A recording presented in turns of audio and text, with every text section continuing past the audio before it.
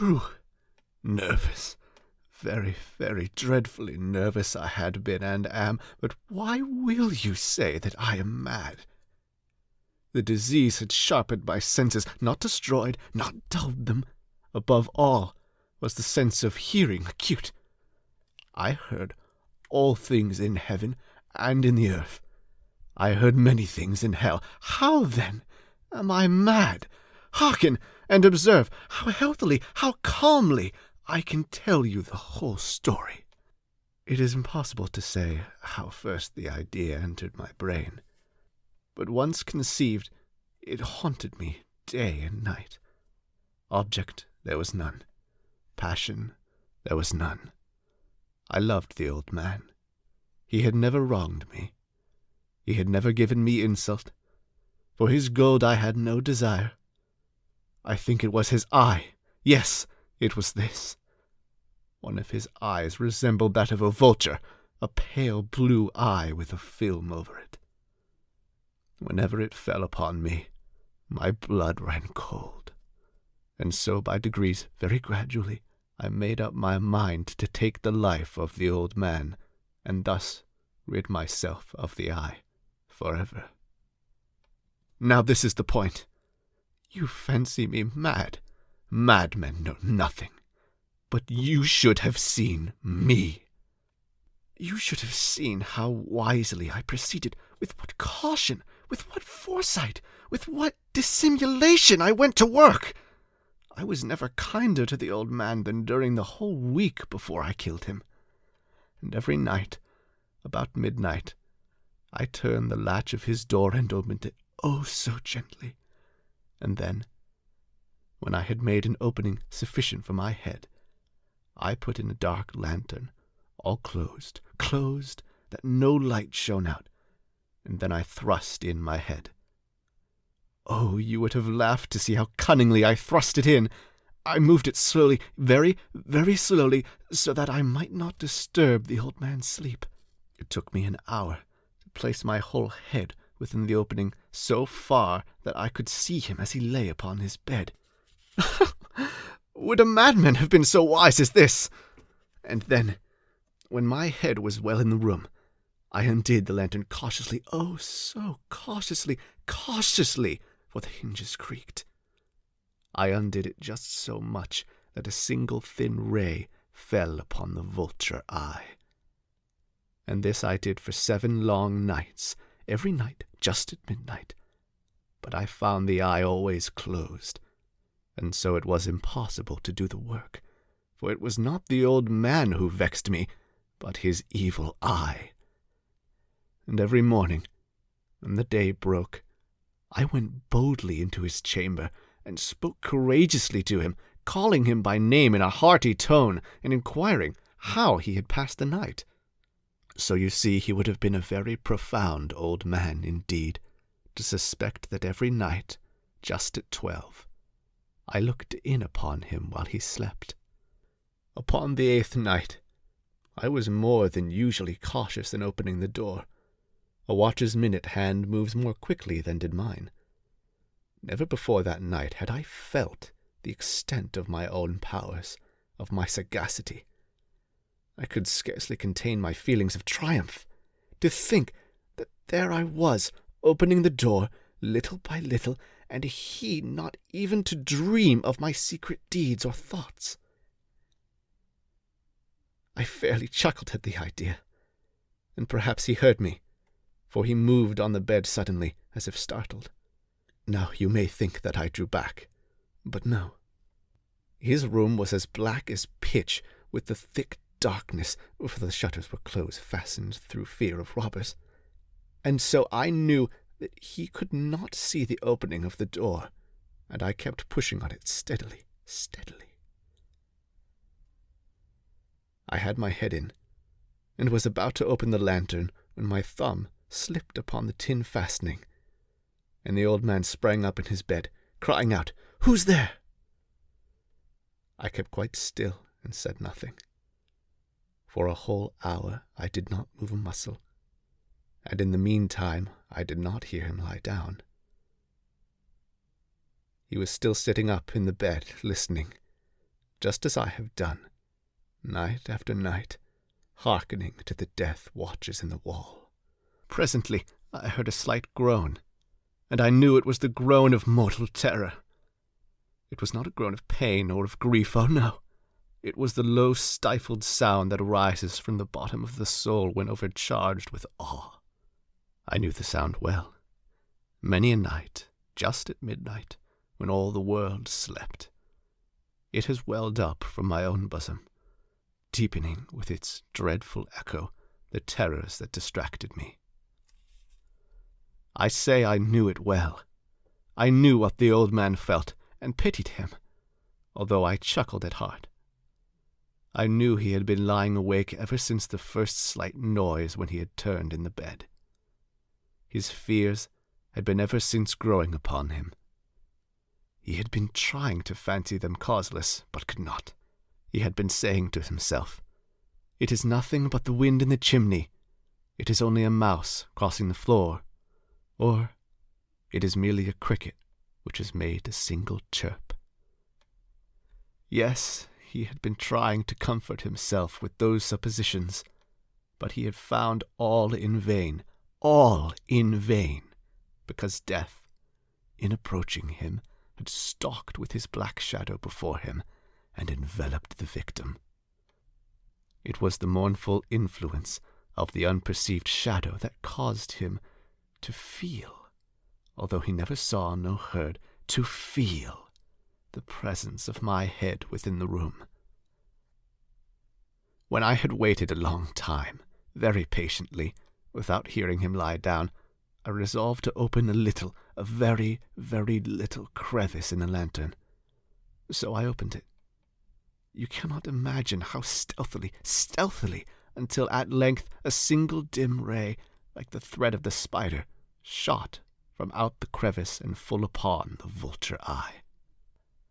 It was open, wide open, and I grew furious as I gazed upon it. I saw it with perfect distinctness, all a dull blue, with a hideous veil over it that chilled the very marrow in my bones. But I could see nothing else of the old man's face or person, for I had directed the ray as if by instinct precisely upon the damned spot. And now have I not told you that what you mistake for madness is but over-acuteness of the senses? Now, I say, there came to my ears a low, dull, quick sound, such that a watch makes when enveloped in cotton. I knew that sound well, too. It was the beating of the old man's heart. It increased my fury, as the beating of a drum stimulates the soldier into courage. But even yet I refrained and kept still. I scarcely breathed. I held the lantern motionless. I tried how steadily I could to maintain the ray upon the eye. Meantime, the hellish tattoo of the heart increased. It grew quicker and louder every instant. The old man's terror must have been extreme. It grew louder, I say, louder every moment. Do you mark me well? I have told you that I am nervous, so I am. And now at the dead hour of the night, amid the dreadful silence of that old house, so strange a noise as this excited me to uncontrollable terror. Yet, for some minutes longer, I refrained and stood still. But the beating grew louder. I thought the heart must burst. And now a new anxiety seized me. The sound would be heard by a neighbor. The old man's hour had come. With a loud yell, I threw open the lantern and leaped into the room. He shrieked once only. In an instant I dragged him to the floor and pulled the heavy bed over him. Then I smiled gaily to find the deed so far done. But for many minutes the heart beat on with a muffled sound. This, however, did not vex me. It would not be heard through the wall. At length it ceased. The old man was dead. I removed the bed and examined the corpse. Yes, he was stone dead. I placed my hand upon the heart and held it there for many minutes. There was no pulsation. He was stone dead. His eye would trouble me no more. If you still think me mad, you will think so no longer when I describe the wise precautions I took for the concealment of the body. The night waned, and I worked hastily, but in silence. First of all, I dismembered the corpse.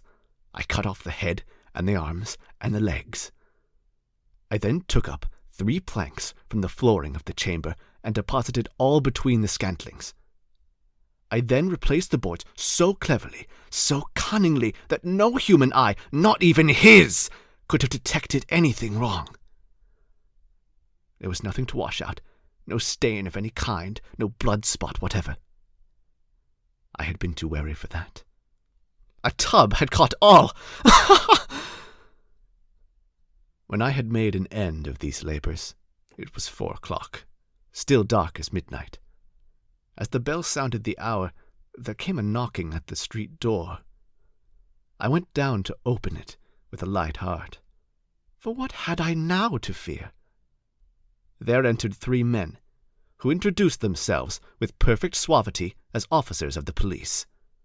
A shriek had been heard by a neighbor during the night. Suspicion of foul play had been aroused, information had been lodged at the police office, and they, the officers, had been deputed to search the premises. I smiled, for what had I to fear? I bade the gentleman welcome. The shriek, I said, was my own in a dream. The old man, I mentioned, was absent in the country. I took my visitors all over the house. I bade them search well. I led them, at length, to his chamber. I showed them his treasures, secure, undisturbed. In the enthusiasm of my confidence, I brought chairs into the room and desired them here to rest from their fatigues, while I myself, in the wild audacity of my perfect triumph, placed my own seat upon the very spot beneath which reposed the corpse of the victim. The officers were satisfied. My manner had convinced them. I was singularly at ease. They sat, and while I answered cheerily, they chattered of familiar things, but ere long I felt myself getting pale and wished them gone. My head ached, and I fancied a ringing in my ears, but still they sat and chatted. The ringing had become more distinct. It continued and became more distinct. I talked more freely to get rid of the feeling, but it continued and gained definitiveness until, at length, I found that the noise was not within my ears. No doubt I now grew very pale, but I talked more fluently and with a heightened voice. Yet the sound increased. And what could I do? It was a low, dull, quick sound, much such a sound as a watch makes when enveloped in cotton. I gasped for breath, and yet the officers heard it not. I talked more quickly, more vehemently, but the noise steadily increased. I rose and argued about trifles in a high key and with violent gesticulations, but the noise steadily increased. Why would they not be gone? I paced the floor to and fro with heavy strides, as if excited to fury by the observation of the men, but the noise steadily increased. Oh, God, what could I do? I foamed, I raved, I swore. I swung the chair upon which I had been sitting and grated it upon the boards, but the noise arose over all and continually increased. It grew louder, louder, louder. And still the men chatted pleasantly and smiled. Was it possible they heard not? Almighty God, no, no, they heard, they suspected, they knew. They were making a mockery of my horror. This I thought, and this I think. But anything was better than this agony. Anything was more tolerable than this derision. I could bear those hypocritical smiles no longer. I felt that I must scream or die. And now, again, hark! Louder, louder, louder, louder! Villains! I shrieked. Dissemble no more. Admit the deed. Tear up the planks. Here, here! It is the beating of his hideous heart!